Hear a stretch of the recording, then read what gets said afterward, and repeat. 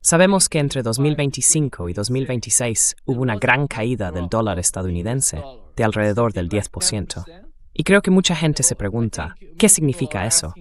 Un dólar más débil hace que las exportaciones estadounidenses sean más baratas, pero las importaciones más caras, lo que puede provocar precios más altos en los productos extranjeros.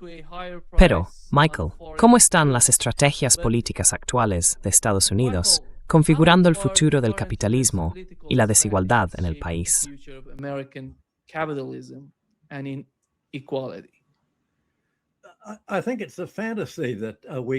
Creo que es una fantasía pensar que un dólar más débil ayudará a la economía en general. Por un lado, sí, haría que las exportaciones industriales fueran más competitivas frente a otros países si tuviéramos productos industriales que exportar. Pero no los tenemos. Entonces, ¿cuáles son las exportaciones? ¿Qué van a ser menos costoso para los extranjeros? Pues bien, la agricultura y el petróleo, materias primas, son las principales exportaciones, junto con el equipo militar. La mayoría de las exportaciones estadounidenses no son competitivas en precio, por lo que el tipo de cambio del dólar estadounidense real no las afecta.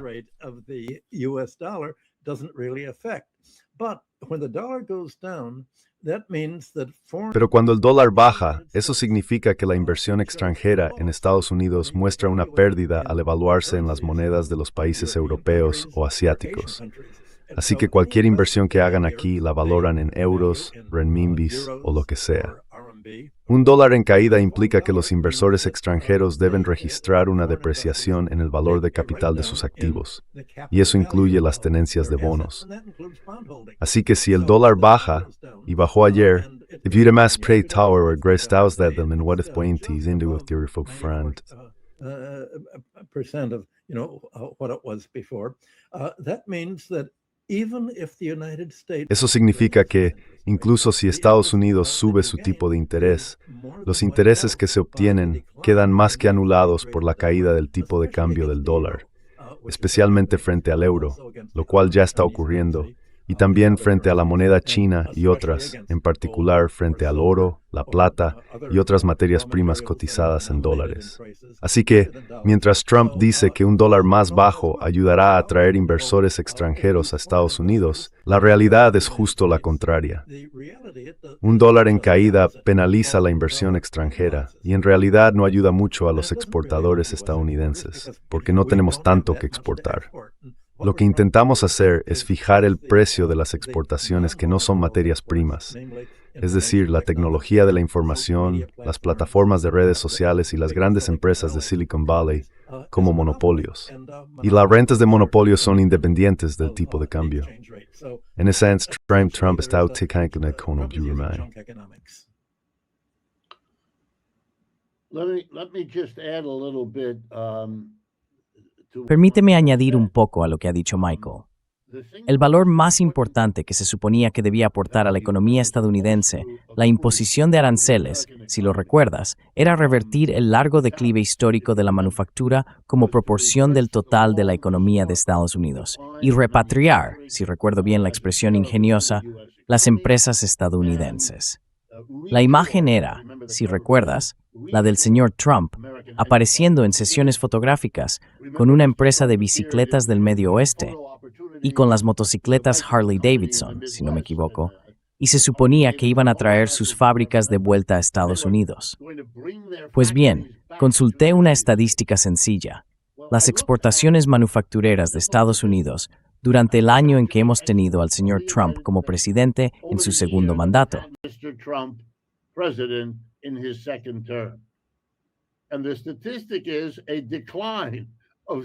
Y la estadística muestra una disminución de 70,000 empleos manufactureros.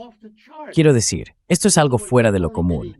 En otras palabras, no solo no consiguió el gran auge, sino que ni siquiera pudo evitar un descenso continuo partiendo ya de una base baja de empleos manufactureros, teniendo en cuenta todo lo que había ocurrido antes, incluido el primer mandato de Trump. Así que es un fracaso total. Hay que preguntarse, dado el incentivo que crea un muro arancelario, Tienes que pagar el arancel si produces en el extranjero y vendes en Estados Unidos, y te lo evitas si trasladas tu producción dentro del país. If you move your production instead inside the United States. So clearly what must have happened is that Así que, claramente, lo que debió de ocurrir es que otros factores superaron cualquier beneficio que pudieran tener los aranceles. Y en el momento en que entiendes que siempre hay muchas cosas sucediendo, se vuelve muy fácil identificar cuáles debieron de ser algunas de las demás. Una de ellas es la caída del dólar. ¿Por qué te mudarías a un lugar si alguna parte de tu producción implicara exportaciones presentes o futuras? Estarías exportando desde una moneda en declive, lo cual es una mala apuesta. Sea cual sea tu cálculo de beneficios, tienes que reducirlo según tu estimación sobre la depreciación de tu moneda, tal como dijo Michael. Pero permíteme añadir un par más. the way Michael said. But let me add a couple more. During the last year, you watched the President of the United Durante el último año, has visto al presidente de los Estados Unidos desplegar ejércitos del ICE en sucesivas ciudades del país, provocando una enorme agitación, tensión y conflicto. ¿Qué director ejecutivo, en su sano juicio, querría invertir en un lugar donde esto está ocurriendo y donde el presidente promete enviar al ICE a muchas más zonas urbanas en los próximos meses y años? Y los alcaldes y gobernadores de muchas de esas zonas prometen contraatacar. El modelo para todos ahora es Minneapolis y Minnesota. Hoy han anunciado que se retiran de todo Minnesota. Quedaron tan perjudicados por el increíble éxito de Minneapolis y la resistencia en todo ese estado. Minneapolis and the pushback across that state. So you're looking at turmoil and trouble. Así que estás viendo agitación y problemas, y luego finalmente una incertidumbre interminable. Durante esta última semana, lo más impactante para mí fue el tira y afloja entre Estados Unidos y Canadá, el socio más pacífico y duradero de Estados Unidos. Hay una frontera de 3,000 millas sin armamento, sin barreras reales, y aún así se están amenazando mutuamente. Un día sube el arancel, al siguiente baja. Incluso, si uno creyera en la capacidad del señor Trump para imponer aranceles, también tuvimos una votación en la Cámara de Representantes en la que suficientes republicanos cambiaron de bando. Votaron en contra de concederle el tipo de autoridad arancelaria que quería en el caso de Canadá, y ahora él los está amenazando en sus carreras políticas.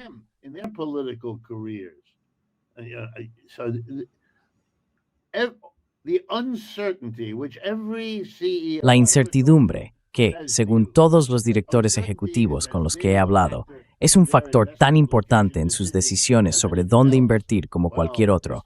Bueno, el señor Trump les ha traído una enorme incertidumbre de todo tipo, y por tanto no van a emprenderlo. Recordemos que trasladar la producción de China a Cincinnati o de São Paulo a California lleva tiempo, cuesta muchísimo dinero y resulta muy disruptivo para lo que esté haciendo la empresa. Hay que tener mucha confianza o estar desesperado. En estas condiciones, no van a gastar el dinero ni asumir el riesgo de hacer un cambio. Y ahí se ve el resultado. No estamos creando empleo en absoluto. Por eso tiene que ser muy discreto con esa estadística, porque es muy difícil darle la vuelta a la pérdida de 70,000 empleos manufactureros al final de su primer año. Manufacturing jobs at the end of your first year. Well, there's a lot of specific anecdotal background. Bueno, hay muchos testimonios concretos que respaldan lo que acabas de decir. Mercedes y Volkswagen han utilizado la palabra incertidumbre, pero están bastante seguros de que la dinámica que tú y yo acabamos de comentar en el mercado estadounidense no es buena. De hecho, han estado invirtiendo en China, y si observas hacia dónde va esa inversión, dicen que China es más segura, es un entorno político más estable, y especialmente Taiwán. Taiwán fue el lugar donde Trump dijo que iban a construir la empresa de fabricación de chips informáticos más grande y sofisticada del mundo, trasladándose a Arizona. Luego, hace unas semanas dijo que Taiwán iba a fabricar el 40% de todos sus chips en Estados Unidos. Taiwán respondió diciendo que no, que no iban a trasladar el 40% a Estados Unidos. No, we are not going to shift 40% to the United States. And in fact, we're having trouble proceeding. De hecho, estamos teniendo dificultades para seguir adelante con la inversión para construir esta enorme fábrica en Arizona porque la mano de obra estadounidense no es tan profesional como la nuestra. Y no queremos que deporten a nuestros trabajadores e ingenieros chinos, como Estados Unidos acaba de hacer con los trabajadores e ingenieros coreanos en el sur. Toda esta inversión extranjera que Trump ha prometido, de Taiwán, de Japón, 750,000 millones, de Corea, 350,000 millones, de Alemania, creo que 200 o 300,000 millones, es ficticia, no está ocurriendo.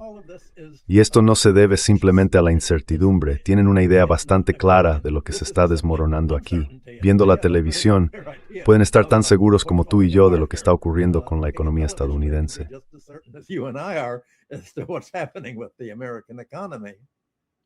I was taken by a report I read recently. Me llamó la atención un informe que leí recientemente, la semana pasada, de hecho.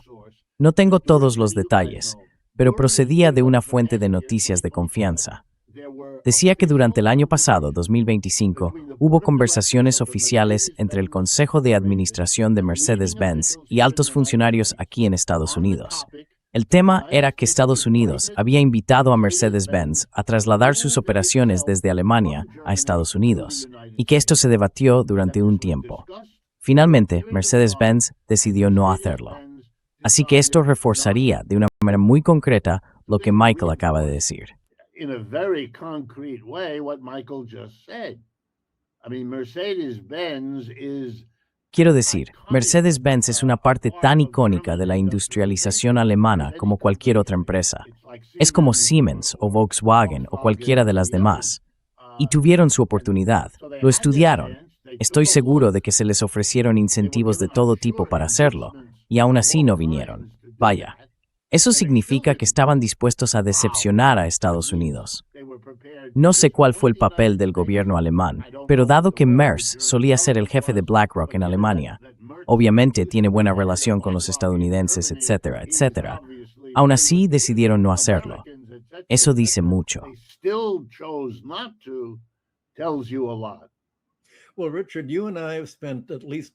Bueno, Richard, tú y yo hemos pasado al menos 2 sesiones con Nima explicando cómo sus aranceles son los responsables de esto. Si los coches están hechos de acero y aluminio, imagina ahora una empresa automovilística de cualquier parte que se traslade a Estados Unidos y tenga que pagar un 50% de aranceles sobre el acero que utiliza y sobre el aluminio que usa para los coches. Eso convierte a Estados Unidos en la economía con los costes más altos del mundo para fabricar automóviles debido a los aranceles de Trump. No hay manera de obtener beneficios así. Y si las empresas automovilísticas importan piezas y todos los demás componentes que forman parte del coche y que se fabrican, $1 en caída va a encarecer esas piezas en términos de dólares. Así que la inversión en dólares de esas empresas automovilísticas en Estados Unidos no va a generar beneficios. Trump lo ha planteado así: quiero que os trasladéis a Estados Unidos. No podéis obtener beneficios, pero voy a causar un verdadero caos en vuestra economía si no lo hacéis. En fin, ese es el resumen breve de lo que está ocurriendo.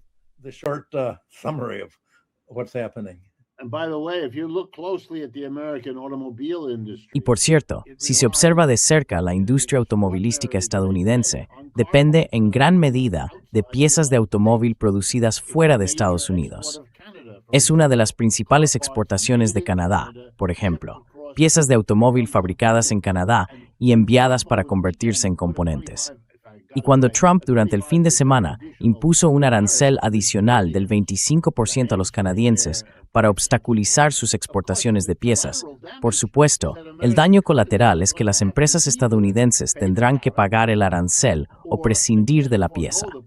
No se trata de piezas menores, son cosas como carburadores y componentes básicos.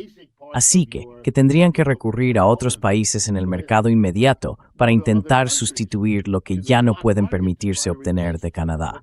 Y eso llevará tiempo, será disruptivo y les costará al menos más de lo que pagaban antes. Bueno, ayer General Motors anunció sus ganancias del año pasado. Perdieron $1.000 millones. Yeah. Si stadig dwar, pella, du meist in progressect, I for retain no rara. Si. So forth. Yeah. Yeah. Michael, let me ask you. Sí, Michael, déjame preguntarte, cuando se trata de política populista, ¿cómo afecta eso a la confianza empresarial y a la estabilidad económica? And the economy, the economic stability. Well, it all depends what kind of populist politics. Bueno, you're talking about. todo depende del tipo de política populista de la que estemos hablando. La economía política clásica, en cierto modo, fue una política populista, pero era la política populista del capitalismo industrial. Adam Smith, John Stuart Mill, esa era la ideología del capitalismo industrial. Los intereses industriales querían convertir a Gran Bretaña en una economía competitiva de bajos precios. Y lo primero que tenían que hacer era impedir que los intereses directos aumenten los alimentos, ambiente de protección y rentas de latín. Ese fue el tema central de That was the central theme of classical economics, and they said, well, in order, we've got to, even though. Y dijeron, bueno, aunque los industriales siempre hemos querido bajar los salarios y siempre ha habido una guerra de clases con los trabajadores, tenemos que extender el voto a los obreros para hacer que la Cámara de los Comunes sea más poderosa que la Cámara de los Lores. Y necesitamos hacer una reforma parlamentaria y limpiar los distritos podridos. Así que se podría decir que el siglo XIX del capitalismo industrial fue, en su momento, una política populista. Pero hoy en día ya no son los capitalistas industriales quienes dirigen esencialmente la economía. Entonces aparece Trump, y el papel de la política populista parece reducirse a palabras y eslóganes que presentan los intereses creados como si fueran los intereses de la población en general. Eso es lo que hacen los políticos. That's what politicians do. They try to depict the interests of the group. Intentan presentar los intereses de los grupos que los llevaron al poder como una forma de ganar votos, o simplemente dicen una cosa y hacen otra. Y esa es la esencia de la política, decir una cosa y hacer otra. Se puede ver lo que Trump está haciendo con MAGA, lo mismo. En el mundo occidental, el capitalismo industrial ha sido reemplazado por los intereses financieros, y eso ha cambiado por completo el concepto de la política populista. Una medida populista, por ejemplo, bueno, Trump afirma hacer que América vuelva a ser grande, como si fuera un programa populista. Una de las nuevas leyes verdaderamente populistas fue la Agencia de Protección Financiera del Consumidor de Elizabeth Warren, creada para evitar los fraudes de los bancos y ofrecer a los depositantes y clientes bancarios un trato más justo. Trump ha abolido y paralizado esencialmente esta agencia.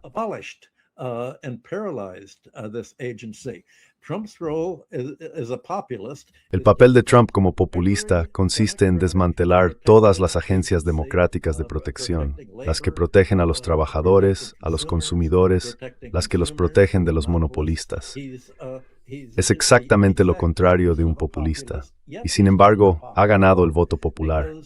Porque ¿qué puede hacer un populista cuando apoya el populismo con contribuciones de campaña procedentes de políticas impopulares? Realmente no tiene nada que ofrecer. Así que, en lugar de acentuar lo positivo, lo único que pueden hacer es acentuar el odio. Trump dice, bueno, es cierto que voy a reducir el nivel de vida, pero mira el lado bueno. Estoy luchando contra la gente no blanca. Mira lo que estoy haciendo con los hispanos. Mira lo que estoy haciendo con los negros. Os estoy apoyando a vosotros, los verdaderos estadounidenses. I'm supporting you, real Americans. That's his populist policy, and it's divisive. Esa es su política populista, y es una política divisiva. División económica, guerra de clases, guerra étnica, todo tipo de guerra, contra todos los diferentes tipos de identidades políticas que el Partido Demócrata ha intentado crear como alternativa a la identidad común de las personas, sin importar su etnia o raza de ser asalariados. Así que todo el carácter de las políticas populistas ha cambiado. Todo esto ya ocurrió en Grecia. Aristóteles y Platón explicaron lo que sucedió. Se tiene una dictadura de una oligarquía. But then some oligarchs are fighting with Pero entonces algunos oligarcas empiezan a enfrentarse con otros oligarcas, principalmente los miembros menos exitosos de las familias oligárquicas, quienes deciden, como dijo Aristóteles, atraer al público a su bando y representar una política populista. Crean una democracia para sustituir a la oligarquía, pero las democracias tienden a evolucionar de nuevo hacia una oligarquía. La oligarquía abusa de su poder opresivo y entonces surge un nuevo reformador. Es un triángulo político eterno. De la dictadura a la aristocracia, de la democracia a la oligarquía. Es oligarquía su oligarquía, luego es derrocada. Making itself hereditary and then being overthrown. So you could say that the role of populist politics is to Así que se podría decir que la regla de la política populista es derrocar a la oligarquía hereditaria que adopta la forma de una aristocracia. Pues bien, Estados Unidos está ahora en proceso de convertir su oligarquía en hereditaria, mediante la abolición del impuesto sobre sucesiones y a través de todas las actividades de Trump. Y así estamos muy lejos. Ni siquiera nos encontramos en el estado totalitario que provocaba la reacción de lo que llamaban tiranos. En Corinto, en Esparta y más tarde incluso en Atenas. Aún no estamos ni cerca de eso, pero algún día habrá una política populista al estilo griego de Platón y Aristóteles que desafíe los intereses establecidos. Todavía no hemos llegado a ese punto. Por ahora, lo único que podemos tener es la degeneración de la democracia en demagogia. The degeneration of democracy into demagogy.